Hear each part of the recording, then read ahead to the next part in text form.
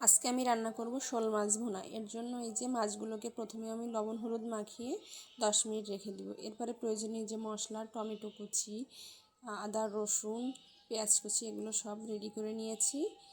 আর পেঁয়াজ কিন্তু আমি বাটবো না, পেঁয়াজটা আস্তে আস্তে ভেজেই নিব। তো প্রথমে এই যে মাছগুলোকে খুব সুন্দরভাবে ভেজে নিব। আর শোল মাছ বলেন, টাকি মাছ বলেন, এই মাছগুলো বেশি কড়া করে না ভাজলে আমরা কেউই খেতে পারি না।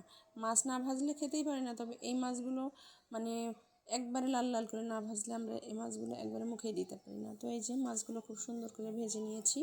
এরপরে চুলায় একটা প্যান দিয়ে পেঁয়াজগুলো প্রথমে একটু লাল লাল করে ভেজে নিব। তারপরে যে সমস্ত যে বাটা মশলাগুলো দিয়ে এক কথায় কষিয়ে নিব। আসসালামু আলাইকুম, কী অবস্থা সবাই, কেমন আছেন? আলহামদুলিল্লাহ আমি কিন্তু বেশ ভালো আছি। আর রমজান কার কেমন কাটছে অবশ্যই জানাবেন।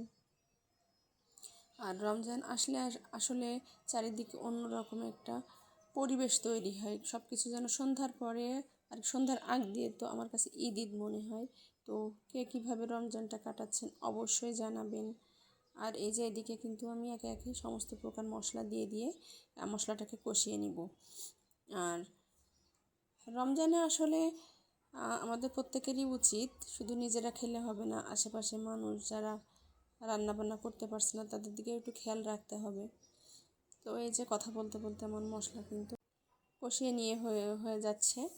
আর এই যে আমি একটু কাঁচামরিচও দিয়ে দিয়েছি। কাঁচামরিচ দিলে আসলে ফ্লেভারটা অন্যরকম হয়। এরপর টমেটো দিয়ে দিব।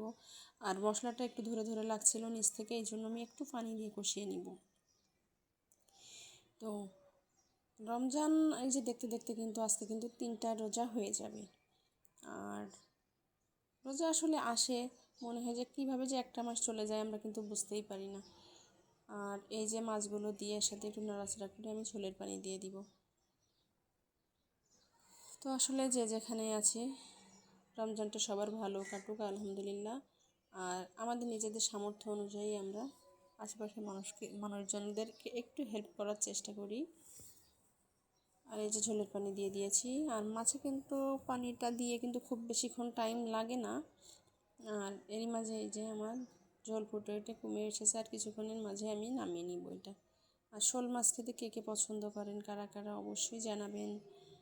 আর এই যে দুপুরে আসলে রান্নাটা করা লাগে না রমজান মাসে, কিন্তু যাদের বাসায় ছোটো বাচ্চা আছে দুপুরে খাওয়ানোর জন্য কিন্তু রান্নাটা একটু আগে ভাগেই করে রাখতে হয়। সেম আমারও একই অবস্থা, আমার মেয়ে দুপুরে খাবে এই জন্য মাছ রান্নাটা আগেই করে নিলাম, আর বাকি রান্নাটা ইফতারি তৈরির আগেই করে নিব।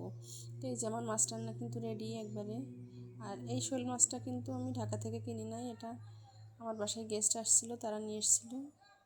তো মাছটা মনে হয় খুব ভালো টেস্ট হবে। তো যাই হোক, ধন্যবাদ সবাইকে, ভালো থাকবেন সবাই, আল্লাহ।